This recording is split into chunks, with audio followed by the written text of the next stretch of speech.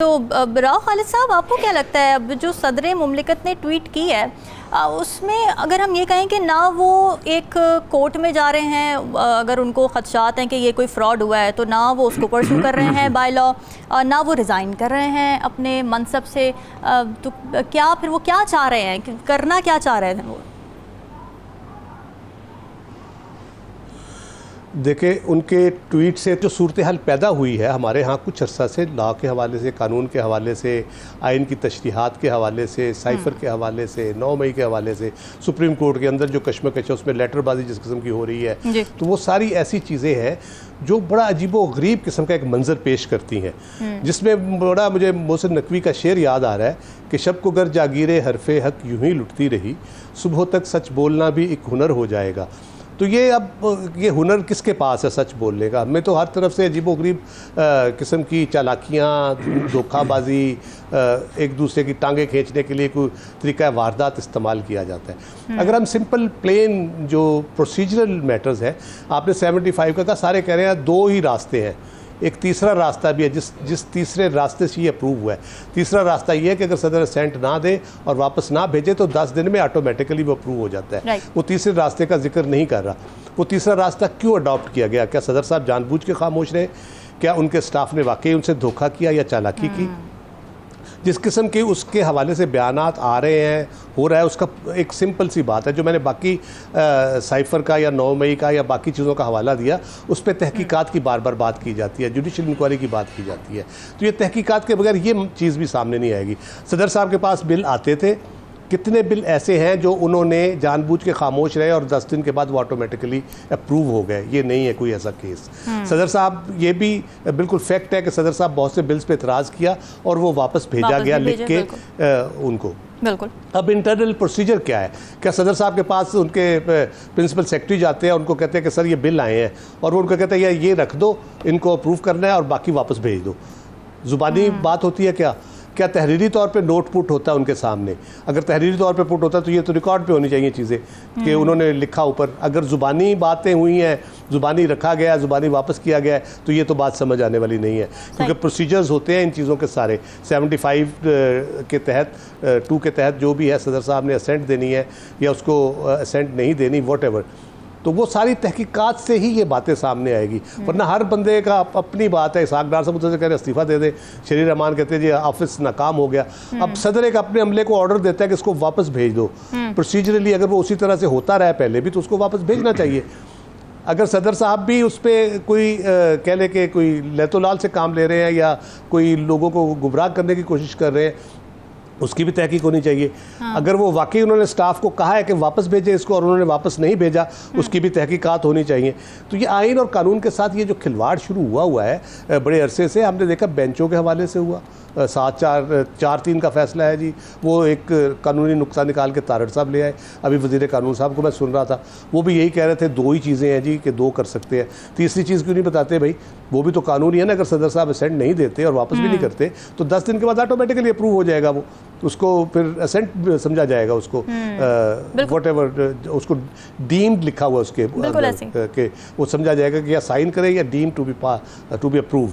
तो वो सारे चक्करबाजी पे लगे हुए हैं, गेमें हो रही हैं इस किस्म की। वही है कि अब असल सच ढूंढना ही पड़ेगा। पता नहीं कौन सही बात कर रहा है, कौन झूठ बोल रहा है। ये तहकीकात के बगैर ये मसला हल नहीं होगा। जी राव खालिद साहब, अब ये सवाल भी उठ रहा है कि जब प्रेसिडेंट की असेंट नहीं है तो फिर कानून बरकरार है या अब इसमें इबाहम आ गया है, इसको कैसे एड्रेस करेंगे? आपकी जो एक इंसाइट है, आप क्या समझते हैं, ये मज़ीद अब दोबारा से मंजूरी के लिए जाएगा या हो गया बस मंजूर अब ये? नहीं, उसका मैं वही बता रहा था कि जो 2 तो है ना चीज़ें कि 75 जब आता है उनके पास तो 75 आर्टिकल के तहत उन्होंने या असेंट देनी होती है या अपनी ऑब्जर्वेशन दे के वापस भेज देना कि ये चीज़ें इसमें दुरुस्त होने वाली हैं या मैं इसको असेंट नहीं दे रहा, आप इसको दोबारा भेजें।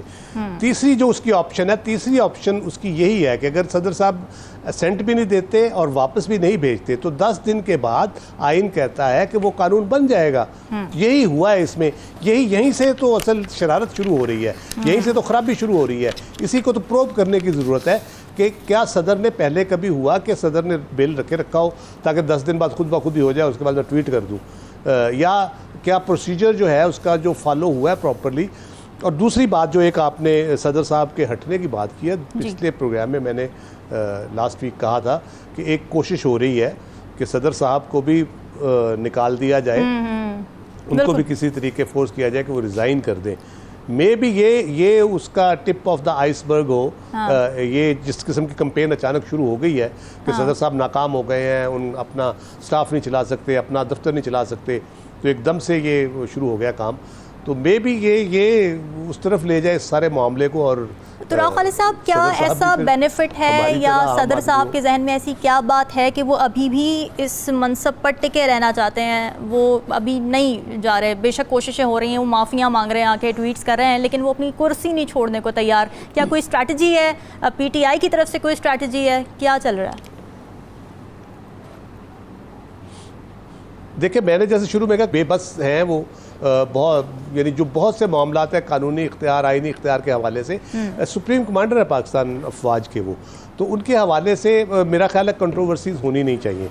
अगर हो रही हैं तो उनको भी इस पर गौर करना चाहिए, या तो अपना जो भी मामलात हैं उनको इस तरह से कंडक्ट करें कि इस किस्म की कोई गलत फहमियाँ और इस किस्म की क्या सराहियाँ जन्म ना लें, ठीक है। या फिर बेहतर रास्ता यही है कि वो फिर कहे कि जी अच्छा ठीक है, अगर आपने सब एक की जुल्फ के असीर हो गए हैं तो फिर ठीक है, वो जाने और वो असीर होने वाले जाने, आराम से अपना साइड पे होकर बैठ जाए।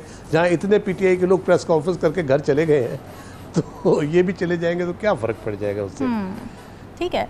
नजमुल साकिब साहब, जो ट्वीट किया है सदर साहब ने, उसमें एक लाइन उन्होंने ये भी लिखी है कि मैं उन लोगों से माफ़ी मांगता हूँ जो इससे मुतासर होंगे। वो किन लोगों से माफ़ी मांग रहे हैं? PTI के, वो अपने जो उनके पार्टी के कारकुनान हैं उनसे माफ़ी मांग रहे हैं वो? देखिए, ये सब बयानबाजी जो हो रही है ये ऐसे लोगों के हमदर्दियाँ लेने के लिए और अपने आप को दोबारा से एक जमहूरी जमात साबित करने के लिए हो रहे हैं, जो कि इनके करतूत रहे हैं अभी इस 16 माह में, जो जिस किस्म की जिस एक्ट का भी अभी हम पहले डिस्कस कर रहे थे, ये सारे एक्ट्स, पेमरा लॉ और बाकी चीज़ें जिस किस्म के इन्होंने कवानीन बनाए हैं और जिस किस्म की हाई हैंडेडनेस इनके नाक के नीचे, फेडरल गवर्नमेंट की नाक के नीचे पंजाब और KP गवर्नमेंट, KP पुलिस ने की है, उससे आप अंदाज़ा लगा सकते हैं कि जमहूरियत का कितना दर्द है इनको।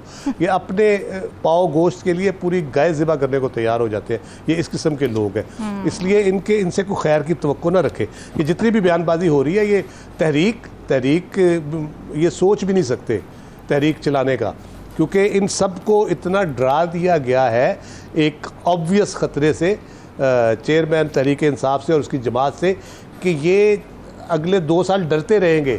अगर इनको कहा जाए 2 साल तक यही कहा जाता रहे कि नहीं अभी नहीं कराने, वरना आप तो बिल्कुल सफाया हो जाएगा आपकी पार्टियों का, सिंध भी निकल जाएगा आपके हाथ से, पंजाब भी निकल जाएगा, तो ये 2 साल भी नहीं मानेंगे इलेक्शन पे। ये किसी ना किसी बहाने उसको टालते रहेंगे, इसी किस्म की जालसाजी करके सदर साहब के साइन से जैसी चीज़ें हो जाती हैं, तो ये काम करते रहेंगे। बुनियादी तौर पे जो है राना सनाउल्लाह साहब ठीक कह रहे हैं कि आपने CCI का आपको पता था, आपको पता है ये सेंसस हो रहा है, डिजिटल सेंसस हो रहा है। CCI में आप सीधा एक कानूनी और आइनी तौर पे बिल्कुल दुरुस्त एतराज़ था कि 2 जगहों पे केयर टेकर आपके चीफ मिनिस्टर बैठे हैं, care taker chief minister mandate नहीं रखते ये डिसाइड करने का कि उन दोनों 2 बड़े तरीन सूबे, आधी से ज़्यादा आबादी जहाँ पे है, उनकी किस्मत का फ़ैसला आप CCI में बैठ के करें कि किस तरह से उनके साथ होना चाहिए। फिर CCI के ऊपर एतराज़ात भी है, उसका या तो उनकी अपनी अलाइड पार्टीज एतराज़ात ना कर रही हो, MKM एतराज़ कर रही है कि हमें सही तौर पर नहीं गिना गया, बलूचिस्तान से एतराज़ात आ रहे हैं कि हमें सही तौर पे नहीं गिना गया, तो इसका मतलब है सेंसस सही हुए ही नहीं। तो उस पॉइंट को भी नज़रअंदाज किया पीपल्स पार्टी ने और उसको अप्रूव कर दिया। अब किस बात पे रो रहे हैं कि ये क्यों हो गया, वो क्यों हो गया?